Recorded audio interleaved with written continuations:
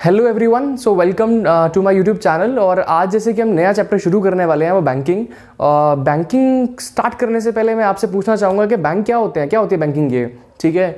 तो आप कहोगे सर बैंक जो हम जब जाते हैं तो एक बोर्ड लगा होता है और बाहर भीड़ भी होती है, लोग पैसे दे रहे होते हैं, ले रहे होते हैं, ऐसा कुछ चल रहा होता है उसके अंदर, है ना। तो ठीक है बात आपकी। तो एक्चुअली क्या होता है, accepting of deposits and advancing of loans is known as banking. Banking का मतलब ही यही है कि पैसों को एक्सेप्ट करना, ठीक है, डिपॉजिट्स एक्सेप्ट करना और लोन देना, ठीक है, पैसा क्रेडिट पे लोन पर दूसरों को देना, ठीक है। या फिर आपने अगर बचपन में किया होगा ये वाला छोटा मोटा पॉइंट कहीं ना कहीं पढ़ा होगा ज़रूर कि जो बैंक है उनकी जो प्रॉफिट होता है ना वो होता यही है क्या कि कम रेट ऑफ इंटरेस्ट पे डिपॉजिट एक्सेप्ट करते हैं और ज़्यादा रेट ऑफ इंटरेस्ट पे लोन देते हैं। जो डिफरेंस है वही उनका अर्निंग्स होती हैं, राइट। तो वही हम पढ़ रहे हैं। बैंकिंग का मतलब ही क्या है, accepting of deposits and advancing of loans is known as banking. अब कॉमर्शियल बैंक्स क्या होते हैं? कॉमर्शियल बैंक वो फाइनेंशियल इंस्टीट्यूशन होते हैं जो बैंकिंग करते हैं, ठीक है। कॉमर्शियल बैंक्स वो फाइनेंशियल इंस्टीट्यूशन होते हैं जो ये वाला काम करते हैं, बेसिकली डिपॉजिट्स को एक्सेप्ट करते हैं और लोन्स को प्रोवाइड करते हैं, ठीक है। तो वो क्या कहलाते हैं, कॉमर्शियल बैंक। जैसे बहुत सारे एग्जांपल हैं, ठीक है। पीएनबी है, Punjab national bank, state bank of India है, कॉर्पोरेशन बैंक है, आईसीआईसीआई बैंक है, एचडीएफसी बैंक है, कोटक महिंद्रा बैंक है, बहुत सारे बैंक हैं, ठीक है। ये सारे कौन से बैंक हैं? ये कॉमर्शियल बैंक्स हैं, ठीक है। तो ये हो गया कॉमर्शियल बैंक। अब ये तो हमने पढ़ लिया कि कॉमर्शियल बैंक क्या होता है और बैंकिंग क्या होती है। अब इसके फंक्शंस क्या क्या हैं? सिर्फ बैंक के फंक्शंस यहीं तक सीमित नहीं हैं। आज के टाइम में बैंक के फंक्शंस अगर आप पढ़ लोगे ना, अगर आपको पता लग जाएगा कि बैंक के फंक्शंस क्या क्या हैं, तो सीरियसली कह रहा हूँ, यू विल बी शॉक्ड, ठीक है। आपको पता लगेगा कि बैंक इतने सारे काम करता है आज की डेट में, ठीक है। तो इतना वास्ट तो हमारे पास हमारे सिलेबस में नहीं है, जितना हमारे सिलेबस में हम वही कवर करने वाले हैं, राइट। तो अभी जो हमारे पास फंक्शंस हैं वो हमने फंक्शंस को ब्रॉडली दो पार्ट्स में डिवाइड कर दी है, प्राइमरी फंक्शंस और सेकेंडरी फंक्शंस। प्राइमरी फंक्शंस के अंदर उसको आगे फर्दर दो कैटेगरीज में डिवाइड किया हुआ है, accepting deposits and granting loans and advances. और सेकेंडरी फंक्शंस में हमने डिवाइड किया हुआ है एजेंसी फंक्शन और यूटिलिटी फंक्शन। सो नेक्स्ट इसको आज थोड़ा सा ब्रॉडली हम पढ़ते हैं, ठीक है। हमने फंक्शंस के बारे में बात की थी बैंक के। तो बैंक के जो फंक्शंस हैं वो दो पार्ट्स में डिवाइड किए हुए हैं, एक्सेप्टिंग डिपॉजिट्स और ग्रांटिंग लोन। अब एक्सेप्टिंग डिपॉजिट्स क्या है? एक्सेप्टिंग डिपॉजिट्स मीन्स पैसा एक्सेप्ट करना, एज अ डिपॉजिट्स उसको लेना, ठीक है। अब डिपॉजिट्स जो है ना, इसको कई टाइप्स में डिवाइड किया हुआ है, ठीक है। वो है current deposit, saving deposits, fixed deposit और रेकरिंग डिपॉजिट। मतलब जो बैंक है वो इन अलग अलग तरीकों से पैसा एक्सेप्ट करता है, राइट। तो जैसे फर्स्ट अगर हम बात करें करंट डिपॉजिट्स की, तो ये क्या होता है? करंट डिपॉजिट जो है, जिसको हम करंट अकाउंट भी बोलते हैं, करंट अकाउंट बिजनेसमैन जो है वो खुलवाते हैं, वो ओपन करवाते हैं। क्यों? क्योंकि इस अकाउंट के अंदर ना कोई रिस्ट्रिक्शंस नहीं होती है। कोई बिजनेसमैन जितना दिल करे उतना पैसा इसमें डिपॉजिट करवा सकता है, जितना पैसा दिल करे उसका वो अपने अकाउंट में से विड्रॉ करा सकता है, और नंबर ऑफ टाइम्स, जितनी मर्जी बार पैसा उसके अंदर डिपॉजिट करवाया जा सकता है, जितनी मर्जी बार वो निकाला जा सकता है। तो बैंक जो है इस पर कोई रेस्ट्रिक्शंस नहीं लगाता है। और हाँ, एक और बहुत इंपॉर्टेंट बात, इसके अंदर जो पैसा पड़ा होता है ना, ठीक है, जो भी बिजनेसमैन का पैसा इस अकाउंट के अंदर रहता है उस पे बैंक इंटरेस्ट नहीं देता है, ठीक है। हाँ, कुछ चार्जेस जरूर चार्ज करता है क्योंकि वो सर्विस दे रहा है, ठीक है। सर्विस दे रहा है, आप किसी भी टाइम कभी भी पैसा डिपॉजिट करवा सकते हो, निकाल सकते हो, चेक दे सकते हो अपने क्रेडिटर्स को, तो कोई प्रॉब्लम नहीं है। तो इसके अंदर जो बैंक इतने सारी सर्विसेज दे रहा है उस सर्विसेज का कुछ छोटा सा नॉमिनल सा अमाउंट चार्ज कर सकता है, बट इंटरेस्ट नहीं देता है इसके अंदर जो बैलेंस रहता है। समझ में आया? तो नेक्स्ट है savings account, savings deposit. Saving deposit को सेविंग अकाउंट भी कहा जाता है, जैसे कि आप जैसे लोग खुलवाते हैं ये, ठीक है। सेविंग्स अकाउंट ही होता है ज़्यादातर लोगों का। ये क्या होता है? ये इंडिविजुअल्स जो होते हैं वो खुलवाते हैं, हमारे जैसे लोग हाउस होल्ड सेक्टर से जो बिलोंग करते हैं। बेसिकली ये किस लिए होता है? ये ना सेविंग्स को एनकरेज करने के लिए होता है, ठीक है। तभी इसका नाम सेविंग्स अकाउंट है, ठीक है। ताकि लोग पैसा जो भी थोड़ा थोड़ा करके उन्होंने जोड़ा है वो इसमें डिपॉजिट करवाएं और इसके थ्रू वो जो पैसा लोगों का डिपॉजिट होगा वो इकोनॉमी के अंदर सर्कुलेट होगा। क्योंकि बैंक जो है उस पैसे को सिर्फ रखता नहीं है, आगे उसको इकोनॉमी में सर्कुलेट करने में हेल्प करता है, क्योंकि वो लोन देता है आगे, ठीक है। तो इसीलिए बैंक जो है इस इस अमाउंट के ऊपर जो भी सेविंग्स अकाउंट के अंदर पैसा रहता है उस पर थोड़ा सा इंटरेस्ट भी देता है, ठीक है, ताकि लोग एनकरेज हो पैसा घर में रखने की बजाय सेविंग्स अकाउंट खुलवा के बैंक में और उस अकाउंट में पैसा रखें, ठीक है। लेकिन हाँ, इसके अंदर इतनी सारी, जैसे इसके अंदर लिबर्टी थी वैसे इसके अंदर लिबर्टी नहीं है, इसके अंदर रिस्ट्रिक्शंस है। इसके अंदर आप अपनी मर्जी से जितना मर्जी पैसा डिपॉजिट नहीं करवा सकते, ठीक है, जितनी मर्जी बार पैसा डिपॉजिट नहीं करवा सकते, जितनी मर्जी बार पैसा विड्रॉ नहीं कर सकते, ठीक है। तो ये एक ड्रॉबैक है, ठीक है, या रिस्ट्रिक्शंस है इस सेविंग्स डिपॉजिट अकाउंट के अंदर। समझ में आया? तो ये हो गया सेविंग डिपॉजिट अकाउंट। नेक्स्ट है एफडी, यस, फिक्स डिपॉजिट। ये तो पता ही होगा, सुना ही होगा, घर वाले जो होते हैं थोड़ा सा पैसा इकट्ठा होता है 50,000 लाख 2 लाख, तो वो एफडी करवा देते हैं बेसिकली उसकी। ये तो सुना होगा आप लोगों ने। तो फिक्स डिपॉजिट क्या है? इसके अंदर क्या होता है, जैसे एग्जांपल लेते हैं, मान लो यू हैव 1 लाख रुपीज़ और आपको वो 1 लाख रुपीज़ आप बैंक के पास गए, आपने बोला कि 1 लाख रुपए है, ये मुझे इसकी 1 साल 1.5 साल 2 साल 3 साल के लिए ज़रूरत नहीं है, ठीक है। तो बैंक कहता है ठीक है, हम इसके एफडी कर देते हैं। एफडी मीन्स कि वो एक अकाउंट खोलते हैं, एफडी अकाउंट, और उसके अंदर उस पैसे को डाल देते हैं जिसके अंदर अच्छा इंटरेस्ट मिलता है, ठीक है, बट आप उस मैच्योरिटी पीरियड से पहले पैसे विड्रॉ नहीं करा सकते, ठीक है। तो ये होता है एफडी अकाउंट। इसके अंदर जो इंटरेस्ट रहता है वो सेविंग से ज़्यादा रहता है, बट आप उसको सेविंग्स में तो विड्रॉ कर सकते थे पैसे, ठीक है, बट एफडी के पैसे आप विड्रॉ नहीं कर सकते जब तक टेन्योर जो मैच्योरिटी है वो नहीं आ जाती, ठीक है। अगर आप उससे पहले पैसे निकालोगे तो बैंक फिर पेनल्टी भी काट लेगा, ठीक है। समझ में आया? तो ये है फिक्स डिपॉजिट, जिसके अंदर कुछ फिक्स्ड टेन्योर के लिए एक फिक्स्ड अमाउंट डिपॉजिट करवा दी जाती है कि उस टाइम के बाद आपको विद इंटरेस्ट पैसे वापस मिल जाएंगे। समझ में आया? नेक्स्ट है आरडी, रेकरिंग डिपॉजिट। ये इसी की बहन है छोटी, ठीक है। क्यों? क्योंकि रेकरिंग डिपॉजिट के अंदर भी सेविंग की तरह, जैसे आप सेविंग करते हो, ठीक है, वो सेविंग्स का ही एक अलग टाइप है ये, ठीक है। जैसे अच्छा, एक इसके वो एग्जांपल के साथ समझते हैं। जैसे मान लो आपने लोन लिया है कहीं से, ठीक है, कहीं से आपने लोन लिया है, तो उसकी किस्त ईएमआई जाती है हर महीने, ठीक है, जाती है ना। उसमें कुछ इंटरेस्ट का पैसा होता है, कुछ प्रिंसिपल का पैसा होता है, तो वो एक ईएमआई बन जाती है जो आपको पे करनी होती है कुछ टाइम तक। आरडी के अंदर क्या है, ये भी सेम उसी की तरह ही है। जैसे मान लो तुम बैंक के पास गए, तुमने उनको बोला कि मुझे पैसे चाहिए, ठीक है, उन्होंने कहा अच्छा कितने चाहिए, उन्होंने कहा मेरा मतलब है कि पैसे मैं आपको दूंगा और मुझे 1 साल के बाद वो चाहिए। अच्छा ये बात है, हाँ जी, तो फिर ठीक है, आप दे दो पैसे और 1 साल के बाद ले लेना विद इंटरेस्ट। तो उन्होंने कहा कि ठीक है, मेरे पास ना इकट्ठा पैसा नहीं है, मैं हर महीने दूंगा आपको। बैंक ने कहा ठीक है, हर महीने दे देना।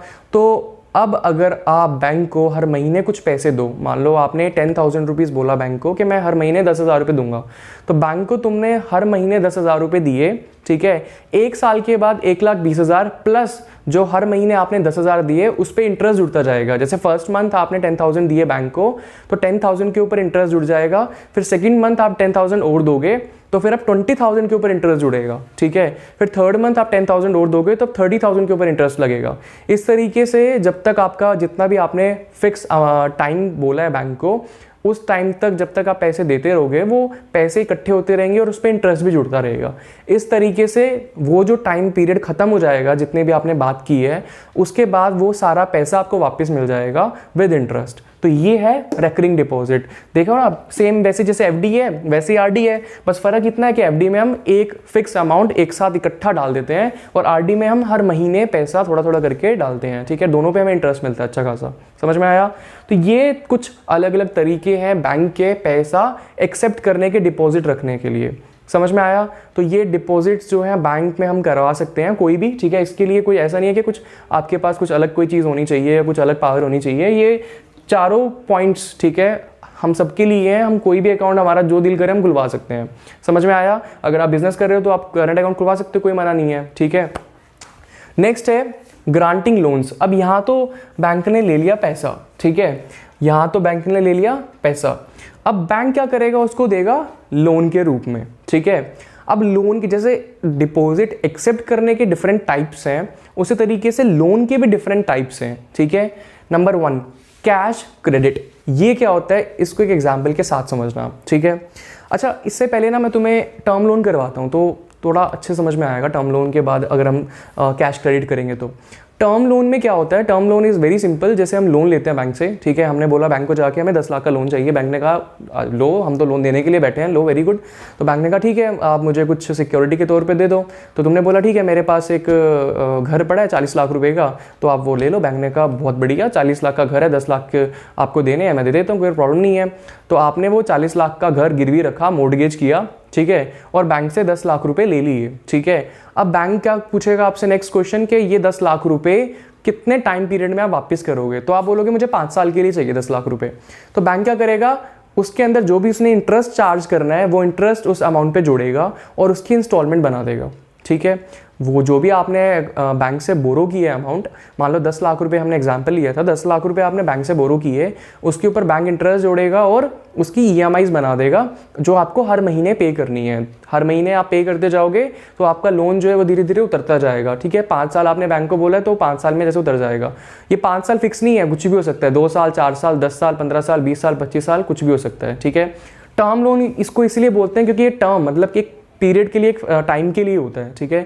जिस टाइम में आपको बैंक को हर महीने कुछ कुछ पैसे देकर उस टाइम तक सारे पैसे वापस देने होते हैं विद इंटरेस्ट, ठीक है। इसलिए इसको टर्म लोन बोला जाता है और ये सिक्योर्ड है, ऑब्वियस सी बात है, क्योंकि आपने कुछ ना कुछ गिरवी रखा है, मोर्टगेज किया बैंक को, ठीक है।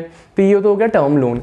फिर सीसी लिमिट क्या है या कैश क्रेडिट क्या है ये, इसमें क्या होता है, आप बैंक के पास गए, आपने कहा बैंक को मुझे पैसे की रिक्वायरमेंट है, मुझे 10 लाख रुपए चाहिए। तो बैंक ने कहा ठीक है मैं 10 लाख दे देता हूँ, लेकिन आपने कहा कि मुझे ना 10 लाख रुपए एक साथ नहीं चाहिए, ठीक है। अब ऑब्वियस सी बात है, अगर आप 10 लाख रुपए एक साथ ले लोगे बैंक से तो बैंक पूरे अमाउंट पे इंटरेस्ट लगाएगा, ठीक है। बट आपने कहा कि मुझे कुछ ऐसी फैसिलिटी दो कि मैं जितना पैसा बैंक से निकालूँ इंटरेस्ट खाली उसी पैसे पे लगे, ठीक है। तो बैंक ने एक ऑप्शन दिया कैश क्रेडिट लिमिट का, सीसी लिमिट, ठीक है।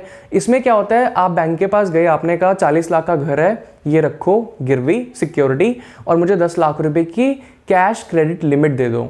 इसमें क्या होगा, अब बैंक क्या करेगा, आपके अकाउंट में 10 लाख रुपए डाल देगा, ठीक है। आपको 10 लाख रुपए की लिमिट दे देगा कि आप 10 लाख रुपए तक पैसे निकाल सकते हो, लेकिन जितने पैसे आप निकालोगे इंटरेस्ट सिर्फ उसी अमाउंट पे लगेगा, ठीक है। एग्जांपल, आपको 1 लाख रुपए की जरूरत पड़ी, आपने 1 लाख विड्रॉ किया बैंक से, तो 1 लाख के ऊपर ही इंटरेस्ट लगेगा, बाकी के अमाउंट पे नहीं लगेगा क्योंकि वो बैंक के अंदर ही पड़ा हुआ है, ठीक है। तो वो पैसा जब तक आप रखोगे अपने पास, यूज करोगे, तब तक आपको उसका ऊपर इंटरेस्ट पे करना है। जब वो वापस कर दोगे तो आपको फिर इंटरेस्ट देना ही नहीं है, ठीक है ना, क्योंकि आपने वो वापस कर दिया अमाउंट। तो इसी तरीके से अगर आपने 1 लाख लिया हुआ है और आपको और जरूरत पड़ गई, मान लो आपने 2 लाख और विड्रॉ कर लिया, फिर 3 लाख पे इंटरेस्ट लगेगा, ठीक है। आपको 1 लाख की और जरूरत पड़ गई, आपने और विड्रॉ कर लिया, फिर 4 लाख पे इंटरेस्ट लगेगा, फिर आपके पास 2 लाख आगे कहीं से आपने वो बैंक को दे दिए तो अब 2 लाख पे इंटरेस्ट लगेगा, ठीक है। तो जो पैसा आप यूज करोगे, जो पैसा आपके पास होगा, सिर्फ उसी अमाउंट पे इंटरेस्ट लगेगा, पूरे अमाउंट पे इंटरेस्ट नहीं लगेगा। तो ये है कैश क्रेडिट, समझ में आया। नेक्स्ट है ओवरड्राफ्ट। ओवरड्राफ्ट की फैसिलिटी ना सिर्फ हर किसी को नहीं मिलती है, कुछ उन लोगों को मिलती है जिनकी ना गुडविल या रेपुटेशन या क्रेडिट स्कोर या सिबिल स्कोर अच्छा होता है, मतलब जिनकी हिस्ट्री बैंक के साथ अच्छी होती है, जिनका बैंक के साथ लेन देन अच्छा होता है, जो टाइम पे अपनी पेमेंट को करते हैं, ठीक है। तो बैंक का एक ट्रस्ट बन जाता है कि हाँ ये बंदा अच्छा है, तो उसको एक फैसिलिटी देती है बैंक, जिसको ओवरड्राफ्ट बोलते हैं। ओवरड्राफ्ट में क्या होता है, बेसिकली मान लो आपके अकाउंट में 1 लाख रुपए पड़े हैं और बैंक ने कहा कि हम आपको ओवरड्राफ्ट की लिमिट देते हैं 2 लाख की। तो अब आप 1 लाख अपने जो आपके पास हैं प्लस 2 लाख जो बैंक ने आपको ओवरड्राफ्ट की लिमिट दी, आप 3 लाख रुपए विड्रॉ कर सकते हो अकाउंट से, हाँ ठीक है। 3 लाख आप बैंक से विड्रॉ कर सकते हो क्योंकि 2 लाख की आपकी एक्स्ट्रा ओवरड्राफ्ट आपको मिल गए बैंक से, ठीक है। और ये फ्री में नहीं है, ऑब्वियस ही बात है। जब भी आप 1 लाख जो आपके हैं वो तो आप निकालो डालो, कोई प्रॉब्लम नहीं है, कुछ नहीं हो, बैंक कहेगा। बट 1 लाख से ज़्यादा जब भी आप पैसे निकालोगे तो बैंक उस पर इंटरेस्ट भी चार्ज करेगा, ठीक है। आपने मान लो 1 लाख अपना निकाल लिया, उसके बाद आपको और ज़रूरत पड़ गई पैसों की, आपने 50,000 और विड्रॉ कर लिए, ठीक है। तो जो 50,000 आपने ओवर विड्रॉ किए हैं, ओवर विड्रॉन किए हैं, उस 50,000 के ऊपर बैंक इंटरेस्ट भी लेगा जब तक आप वो पैसे बैंक को वापस नहीं कर देते, ठीक है। तो ये एक फैसिलिटी है जो बिजनेसमैन को, ट्रेडर्स को बैंक प्रोवाइड करता है, जिनकी भी रेपुटेशन अच्छी होती है मार्केट के अंदर, ठीक है। तो ये हुआ ओवरड्राफ्ट। नेक्स्ट अगर हम बात करें, नेक्स्ट पॉइंट और द लास्ट पॉइंट इसका, discounting of bill of exchange. अब जो कॉमर्स के बच्चे हैं उनको तो बिल ऑफ एक्सचेंज अच्छे से पता होगा, बट जो आर्ट्स विद इकोनॉमिक्स लेकर चलते हैं उनको बिल ऑफ एक्सचेंज के बारे में आई थिंक नहीं पता होगा। बिल ऑफ एक्सचेंज क्या होता है, देखो क्या होता है, जब भी कोई सेलर किसी को सामान बेचता है, ठीक है, तो जो डेटर होता है, जो सामान खरीदने वाला बंदा है, ठीक है, वो कई बार क्या होता है, कहते हैं कि मेरे पास ना पैसे नहीं है अभी देने के लिए, बट मैं क्या करता हूँ, एक बिल ऑफ एक्सचेंज, एक पीस ऑफ पेपर जिस पे वो लिख के दे देता है कि मैं फलानी फलानी डेट को पैसे लौटा दूंगा, ठीक है। वो प्रॉमिस करता है कि मैं इस डेट को इस टाइम के बाद पेमेंट जो है आपकी लौटा दूंगा। लेट्स से एग्जांपल 1 मंथ, उसने बोला कि 1 मंथ के बाद मैं आपके पैसे लौटा दूंगा, तो और उसने वो एक पेपर पे लिख के दे दिया एक फॉर्मेट में। उस पेपर को क्या बोलेंगे, बिल ऑफ एक्सचेंज, ठीक है। अब वो उसके पास एक प्रूफ है, ठीक है, कि उसने उस बंदे से पैसे लेने हैं, ठीक है। अगर वो बंदा कल को मुकर जाए तो वो कोर्ट जा सकता है क्योंकि उसके पास एक प्रूफ है, ठीक है। तो बिल ऑफ एक्सचेंज को डिस्काउंट करा सकते हैं बैंक से हम। कैसे, जैसे मान लो आपने किसी को सामान बेचा और उसने आपको बिल ऑफ एक्सचेंज साइन करके दे दिया, ठीक है। उसने आपको प्रॉमिस कर दिया कि 1 महीने के बाद मैं पैसे आपको दे दूंगा और मैं सब ये रिटर्न में लिख के दे के जा रहा हूँ आपको। वो दे के चला गया, आपके पास बिल ऑफ एक्सचेंज आ गया। अब आपको ज़रूरत पड़ेगी पैसों की अगले ही दिन, ठीक है। तो आप क्या कर सकते हो, आप जा सकते हो बैंक को बोलोगे देखो ये डेटर है मेरा, ठीक है, इस बंदे ने मेरे पैसे देने हैं, देखो इसने साफ साफ लिखा हुआ है और साइन किए हुए हैं, लेकिन ये पैसे देगा 1 महीने के बाद, ठीक है। एग्जाम्पल ले लो, कुछ भी 50,000 रुपये है मान लो उस पर, और मुझे पैसे की ज़रूरत है आज। तो बैंक कहेगा ठीक है 50,000 रुपये आपकी ज़रूरत है आपको, कोई बात नहीं, ठीक है, मैं आपको देता हूँ पैसे, लेकिन मैं कुछ डिस्काउंटिंग चार्जेस काटूंगा, ठीक है, मैं कुछ चार्जेस काटूंगा इस पर, ठीक है। आपने कहा चलो ठीक है आप चार्जेस काट लो और मुझे पैसे दे दो। तो बैंक ने कहा मैं 1,000 रुपये लूँगा, तुमने कहा ठीक है। तो बैंक उस पीस ऑफ पेपर को, उस बिल ऑफ एक्सचेंज को अपने पास रख लेता है और आपको 49,000 रुपीज़ दे देता है। यहाँ आपका काम चल गया। अब 1 महीने के बाद जब ड्यू डेट आएगी तो बैंक उससे जाके 50,000 रुपये ले लेगा। इस तरीके से बैंक को भी फ़ायदा हो गया क्योंकि उसने जो चार्जेस काटे वो उसकी कम इनकम होगी, और आपको भी फ़ायदा होगा, आपको इंस्टेंटली पैसे मिल गए, ठीक है। तो इस तरीके से भी बैंक जो है वो ट्रेडर्स की, बिजनेसमैन की हेल्प करता है। ये भी तो एक क्रेडिट प्रोवाइड करने का तरीका हो गया, ठीक है, राइट। तो ये वाले पॉइंट्स हैं जो बैंक जिन तरीकों से लोन प्रोवाइड करता है, और ये वाले पॉइंट्स हैं जिनसे बैंक, जो तरीके हैं जिन तरीकों से बैंक जो है वो डिपॉजिट्स को एक्सेप्ट करता है, ठीक है। तो आज के लिए इतना ही। Thank you very much.